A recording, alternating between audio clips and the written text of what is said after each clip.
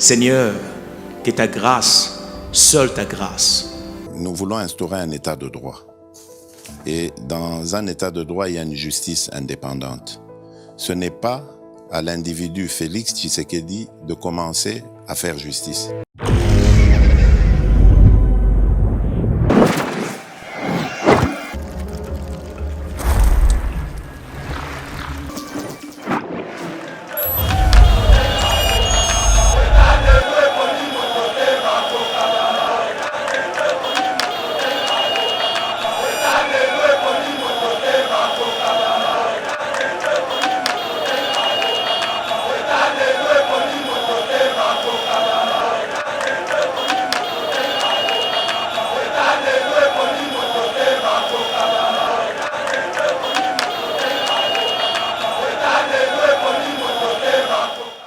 Nao lancé message ya Kanda et pas Martin Fayoulou.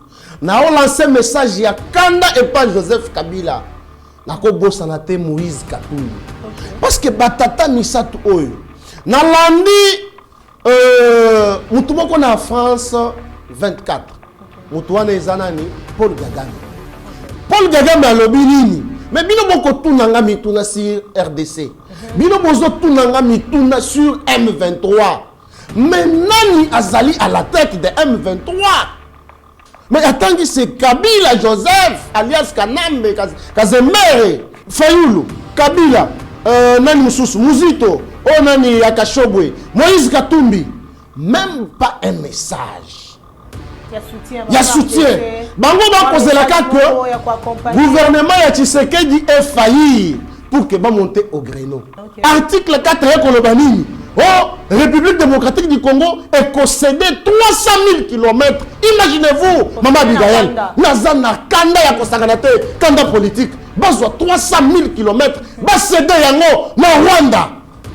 Le malheur du Congo, c'est la Kabylie. Pour Nanga Nazo qu'on proposait et pas président de la République. Bakanga Kabila. Bote balandinyo sur Yeba TV à travers le monde, bipa yopi vraiment, bozwa kabiso na kati ya émission namno ya éveil patriotique, bipa yopi vraiment, tolobela kabino makambo matali politique yambo kanabiso ya République démocratique du Congo, l'Assemblée nationale accuse le fils de Museveni d'avoir trahi la République démocratique du Congo et annonce la suspension du processus de ratification des accords signés avec l'Ouganda. Tokolobela émission à l'élo et Bouganagana enfin récupéré par nos forces armées après plus de 24 heures d'occupation par les M23. Et ça sujet au Tokolobela Mokona l'élo. Pourquoi pas parler aussi, il y a prestation et serment aux d'actualité. Vous avez vu que le juge Nabiso, il y a cour constitutionnelle, il a prêté serment Moko ya l'élo mercredi. Tokolobela émission à l'élo. Parmi les sujets, on a Mboka, maître Papi Diosso,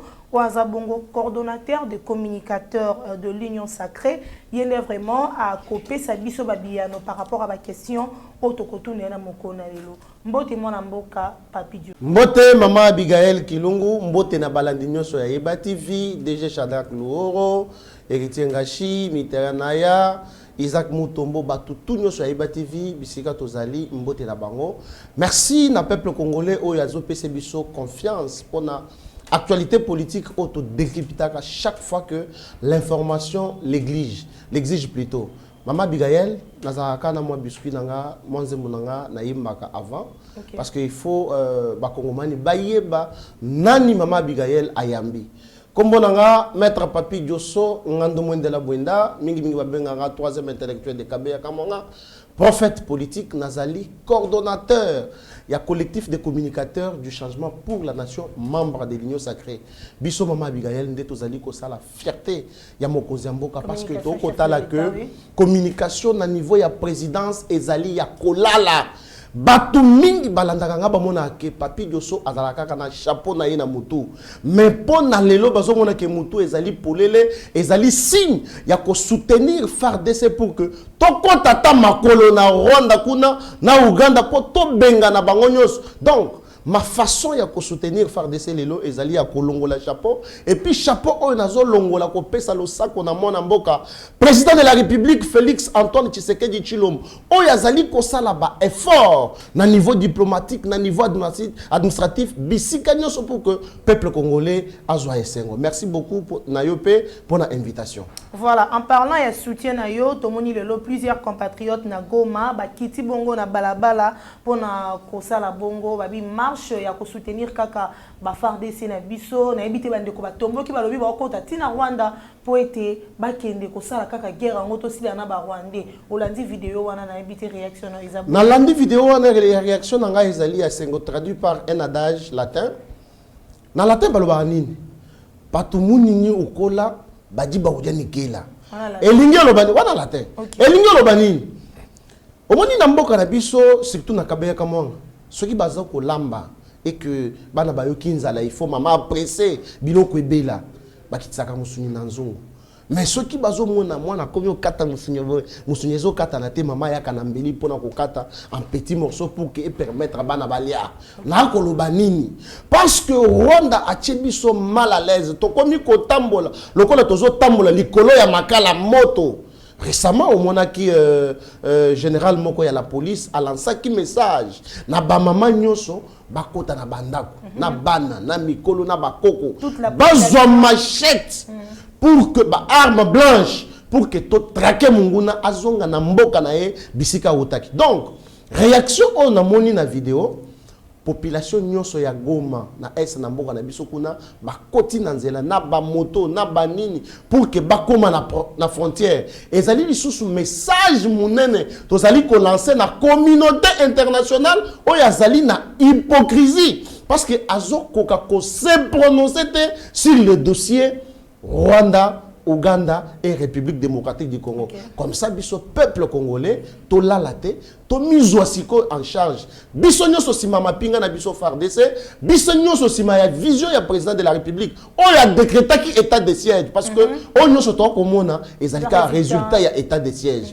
Parce que bande kona biso ba Rwandais, ba ngonde ba koyi ba minéraux na biso. RDC mama Abigail na koyi bisayo toza riche na minéraux na niveau moko na ko yebisa ote ngakutu na komi ko kanisa ke est-ce que tango nzamba bandaki ko kela mokili avandaki na RDC to avandaki wapi et j'ai fini par comprendre que nzambe avandaki aw biloko tunyo sozalaki nango atiki yango na RDC yango komona que même communauté internationale bazali na motema lingundu motema linkunya pona bozwi na biso. C'est comme ça que vidéo wana tango natali yango epesinga esengo makasi parce que les message moko makasi même le président de la République a compris que population azali soso ya kosakana na été totel mato kende na nzela. Il y a pas ces ali bande ko bazali ko marcher pour na ko soutenir ba FARDC na biso mais comment on a été la police ko beta bango ba gaz lacrymogène les ali peu d'autre part une façon ya koloba eti moi hypocrisie pe zali na ngambu ya bande ko na biso ba soda. Je ne peux pas dire que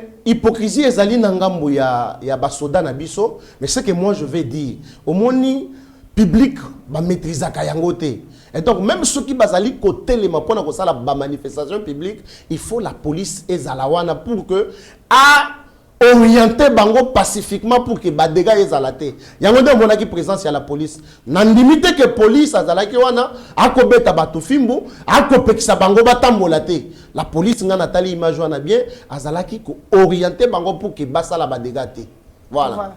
Bouganagan a enfin récupéré par nos forces armées après plus de 24 heures. Bandeko, vous avez vu que avant-hier, tout à l'heure, il y a maître Papi Dieu, ce qu'on a colobé la caca sujet. Il y a une partie est un bouc qui bongo envahi par M23 et maintenant là, tu as eu l'information que Bouganagan les a récupérés, n'a habité maître Papi Dieu. N'a lancé message par Martin Fayulu. N'a lancé message ya Kanda et pas Martin Fayulu. N'a lancé message ya Kanda et pas Joseph Kabila.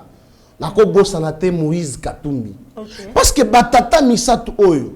N'a landi mutumoko na France 24. Mutuane ezanani Paul Kagame.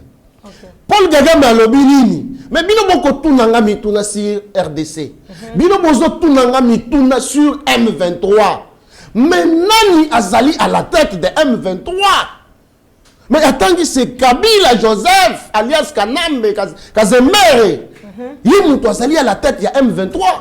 Vous pouvez vous imaginer maman Abigail. M23, bazo zo armement wapi. Bazo zo biloko kolia wapi. Bazo zo bateni wapi. Renfort wana zo zo wapi. Quand ndenge bakino balo wakati. So moni mona so tondi na se na nzungu. C'est que maman na ya na se. To le ka ki awa ndenge olobi. Je suis un prophète politique. Na yebisaki ba population na biso bazana est ya mboka. Na yebisaki bango bozala bomela mai kimia ekokota kuna. Lelo buganaga na wa. Ba récupérer yango te. Monguna yibi atiki kutuna ba manduki mususu. Donc Fayulu, Kabila, nani mususu, Muzito, nani Yakashobwe, Moïse Katumbi, même pas un message.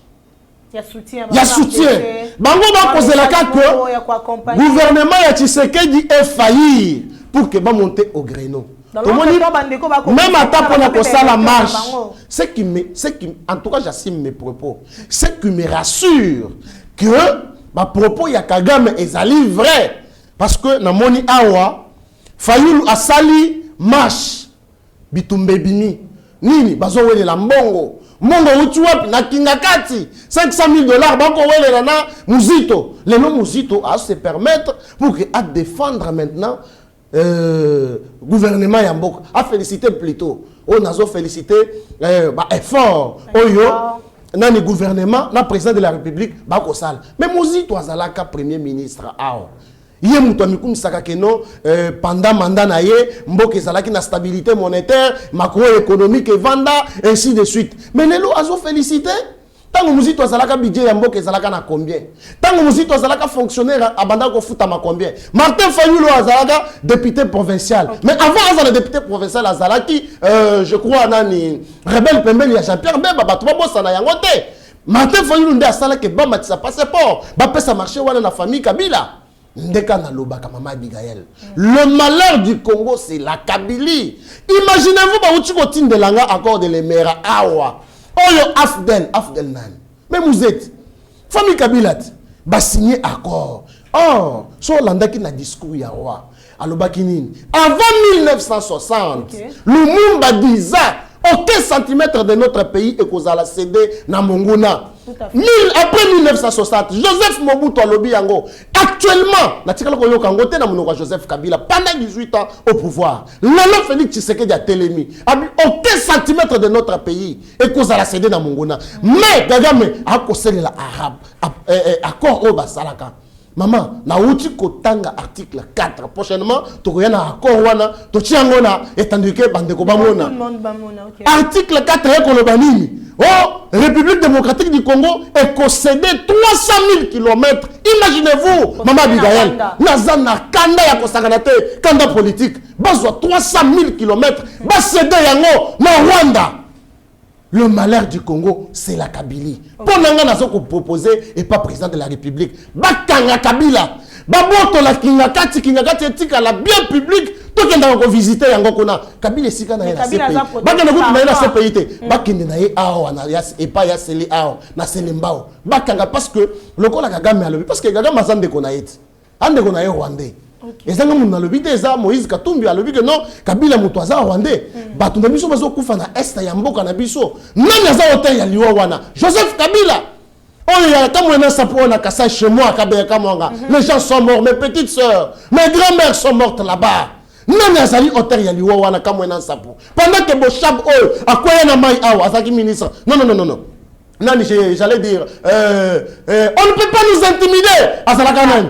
Le ministre, il y a intérieur. Mais votre koufa. Nani aza hotel ya bakuba oya ya kamwena sap. Mais c'est Joseph Kabila Dixit Moïse Katumbi maman Abigail. Donc peuple totelima. Les lobes moni papi de so longoli muniere pour na ko soutenir ba FARDC na biso. Mampina bisika nyoso bozali. Bozala na courage. Bo soutenir mokonzi mboko. Da bakanga nano Kabila, bakanga Martin Fayulu, bakanga Moïse Katumbi batwana esika na bango wapi na makala. Ba vanda kuna na makala batala ndenge biso tozali ko tombola mboka. Au moins le Congo ezongi sur la scène internationale. Donc dans la communauté internationale, à Koki Koya, Kolobela Bisoté. Seul biso, il faut te Maman Abigail pour l'abonner à Mboka Nabiso. Voilà, de commettre Papi Diosso, Assemblée nationale, ils allaient acquiser fils à Museveni, ou à vraiment mon copé ya ba allié au mboka na biso sila ekozwa en parle de l'Ouganda babi azali parmi bateau bazali ko trahir RDC et puis Assemblée nationale ezali bongo ko annoncer suspension na bongo na processus de ratification ya ba accord signé entre la RDC et l'Ouganda. Maman Abigail Toutaki Koloba awa na émission na biso. Moi je me pose la question. Pourquoi président Mbosso a tergiversé pour la cause ba mesure ya boy?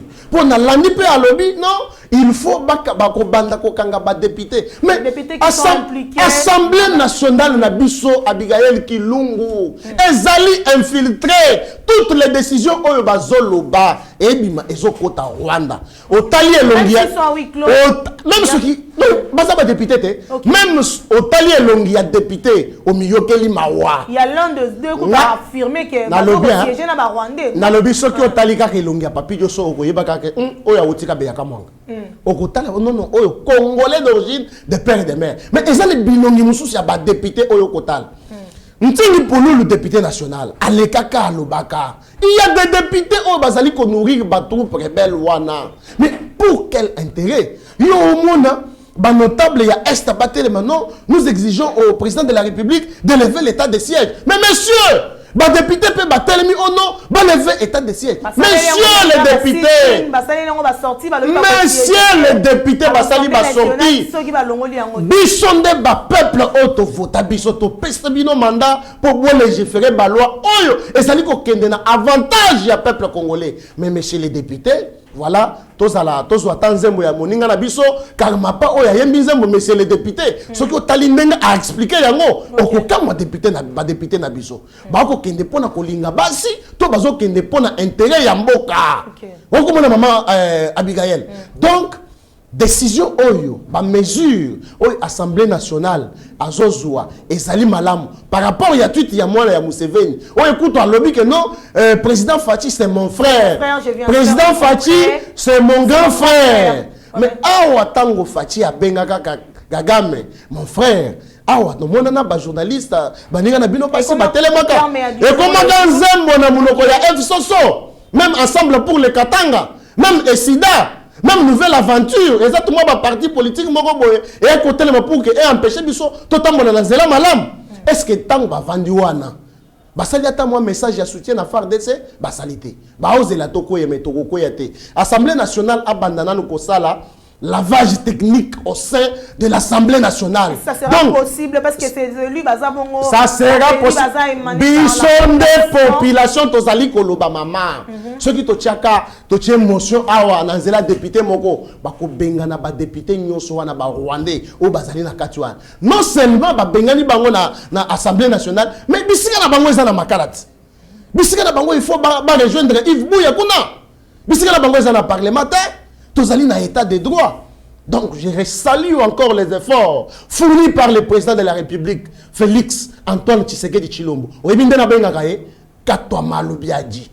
Félix Tshisekedi asa katwa malubiaji. Eza daje à la terre. Katwa malubiaji elingi olobani muto yazo affronter makambo. Atali bitumba ya esa lobia kitolo. Alobi même pona kopesa bomo inanga. Nakufa pour Istanbul cannabis. Et je veux me sentir président de la République lorsque la paix régnera à l'est du pays. Voilà, Maître Papi Dieu Sozali qui insisté à ce que Moïse Katumbi, Martin Fayulu également, Joseph Kabila Bassara Bongo message pour nous soutenir dans des connexions FRDC. Ce qui est au zonga moi si matin Joseph Kabila Zaki président, est-ce que vous à l'opposition vous allez peut accompagner FRDC à l'époque tant Joseph Kabila Zaki président bien bino bolikaka na tour na bino de bango peut ba rejoindre. Non, maman Abigail mona ta vidéo moko ezo circuler. Tango to salaka marche na actuel président. Ba policier na ba soda ba okopekisa biso alobaka nini bitumba tozo bunda eza pona bino ba policier donc ba toi na ba pesa bino to mwa bongo mike mikete pour boya ko empêcher biso to sala ba marche pacifique. Et je peux te dire Kabila a dirigé Kamboko te Kabila ba chakaye ko cha na betela ko lisolo ya député européen na tala vidéo wana na yoka mawana lobi oyo mboka nini bavandi na Bruxelles bakolo baketo sala complot apona toboma Mousse Laurent Désiré Kabila. Oh, il y a côté Célibiso Rwandais Lelo. Félix Tshisekedi a joué fardeau pour la Kobengana Bango. Alors puis, tous moi jeune moko Rwandais. Toi, tu es à la tête du pays parce que ces jeunes, on va les manipuler pour que toi, y baba minéré Yambok. Oh, il me que Joseph Kabila va diriger. Nana kanda makasi contre Joseph Kabila. Parce que depuis Nayoki Kaka Maloba, na Munoko ya Gagame, Hakoloba que non, le numéro 1 il y a M23. Et ça, Joseph Kabila. Donc il faut bakangaye. Voilà. Prestation aujourd'hui à la Cour constitutionnelle de 3 juges. Oh, vraiment, Basili ko remplacé, Bandekounamso Bazala quitté, Tolanda qui déjà la fois passée, et les cas qui n'a qu'à Assemblée nationale, également Sénat, comme activité dans Salema qui est aujourd'hui, Bandekounamso, juge Bazali ko prêter serment devant le chef de l'État, Félix Tshisekedi, n'a habité au lundi, Imajouana, il y a prestation à serment, un mot par rapport à Oezali Kolekanakati, il y a Cour constitutionnelle. Sincère félicitations à juge Oyo Bazali ko prêter serment à Bango, Liboso ya président de la République. Maman Abigail. Tozana Moka Nini. Tozana Yo Awa. Parlement à l'époque. Oya Joseph Kabila. Basala loi Moko. Oya Koloba que ancien président. Na ancien premier ministre. Bango Bazana juge naturel te. Oso mona wapi. Donc Joseph Kabila. À cause de la Kingaga tu as la kati courant. Au moins bazo tonga nani barrage kuna. Akatali bilo courant. Bon, ok, au fond, wapi. Moi, je suis incompétent de siéger sur ces dossiers. Talana nos dossiers matata pogno. Voilà. Ba politicien congolais nazo yebate ba utawat. Webi dissous ba politicien congolais ba bima. Il faut to ta 100 000 sacs de ciment. To sali potopoto to zipi li dissous wana. Ba on kutu baza sur place to pendre bango. To tika président de la République. Na ba collaborateur na e. Na famille politique na e. Ba biso. Maman, quelque part il faut dictature. Est-ce que droit de l'homme na Chine ezali ezalakate? Alors, au Congo que n'a pas politicien ya Congo. Ceux qui battent au premier ministre, Makamwa ko sala na privé et ko tambola. Mais na l'état exaté. Na zalaka na maya misu pona ko ngona taba ninga na ngai na tanga ta yekombo. Aristote Ngarime a koleka na TV na mukanda lobi 250 livres, il y a promesse, il y a Félix Tshisekedi non réalisé. Mais Aristote ya zalaka na mboka nini. Je peux me dire que azalaka pe kadoko na afdel parce que tant na hotel âge na ye na ko comparer yango te. Kabila azalaka na 2006 pendant la campagne électorale. Akola, oye bien interprète na yeza kinani. Vital Kamerhe. Kabila a le français. Alors Vital Kamerhe a so interprété. Nous allons construire une grande université à l'époque. Nous avions 10 provinces plus la ville de Kinshasa. Les autres on a 25 provinces plus la ville de Kinshasa. 26. Je vais construire une université moderne dans chaque province. Aristote Ngarime Azawapi. Quelle est l'université que Joseph Kabila Tonga? N'est-il pas une promesse? Et Aristote Ngarime a le pouvoir et le courage. Il y a qu'on les défendre, Yango. Interprète Vital Kamerhe Azawapi. Mata Tamponyo, président. Mata Tamponyo, président de la Ligue des grands détourneurs. Ok. Mais Ligue des grands détourneurs, on a parti LGD, parti politique naïe. Accueilli autant la président ya Essida Martin Fayoulou parce que Essida ezali parti politique ezali virus na kati. Vous voyez que Matata Mponyo a risqué parce que alingaki à connaître les mêmes sorts qu'avait connu maman F Bazaïba. Vous comprendre. Mais lelo oyo Matata Mponyo otongeli biso université na Kivu soki na Kindukuna to beteli yo maboko mais mbonga bokangalozo ezali wapi. Babengi soit pas ba juge boye. Oh non. T'as la justice à Boka na biso. Il fallait ba juge va prêter serment pour ba remplacer. Muto biso to bandai kopé sa confiance. Dieudonné Kalumba. Mais c'était parmi les personnes au chef de l'État. Quel paradoxe! Il a été honoré. Mais confiance au président de la République est Kweye Cholina Maï. L'inconstitutionnalité. Dans l'Obaka Awa, Kabila, il faut Akangama. Akokangama sur base de quel article? 160. Seigneur, que ta grâce, seule ta grâce. Nous voulons instaurer un état de droit. Et dans un état de droit, il y a une justice indépendante. Ce n'est pas à l'individu Félix Tshisekedi de commencer à faire justice.